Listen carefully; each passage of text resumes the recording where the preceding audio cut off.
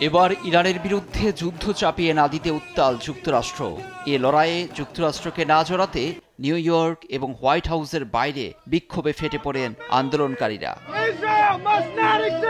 মার্কিন president Donald ট্রাম্পের নাকের ডগায় এমন বিক্ষোভের ফলে যুদ্ধে না জড়াতে বড় ধরনের চাপ সৃষ্টি করবে তার প্রশাসনে। ইরানের বিরুদ্ধে সামরিক অভিযানের চূড়ান্ত সিদ্ধান্ত নেয়ার আগেই এমন আয়োজন নানা শ্রেণী পেশার মানুষের। স্থানীয় সময় বুধবার যুক্তরাষ্ট্রের রাজধানী ওয়াশিংটন ডিসির বাইরে আয়োজিত এ বিক্ষোভে ইসরায়েলের সমর্থনে কিছু মানুষকেও অংশ নিতে দেখা যায়। পাল্টাপাল্টি সমাবেশে হোয়াইট হাউসের বাইরে দেখা যায় বাকবিতণ্ডা। ইহুদি সন্ত্রাসী কার্যক্রমের সীমানা ছাড়িয়ে গেছে। লজ্জার বিষয় এই যে এতদিন ফিলিস্তিনে সীমাবদ্ধ থাকলেও তাদের সন্ত্রাসী কার্যক্রম এখন ইরানেও ছড়িয়ে পড়েছে।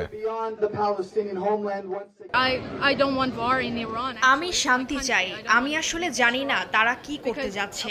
আগে যা হয়েছে এখনো তাই হতে যাচ্ছে। সব সরকারই এমন। ইরানে সম্ভাব্য মার্কিন হামলার বিরুদ্ধে ছড়িয়ে পড়ছে বিক্ষোভ।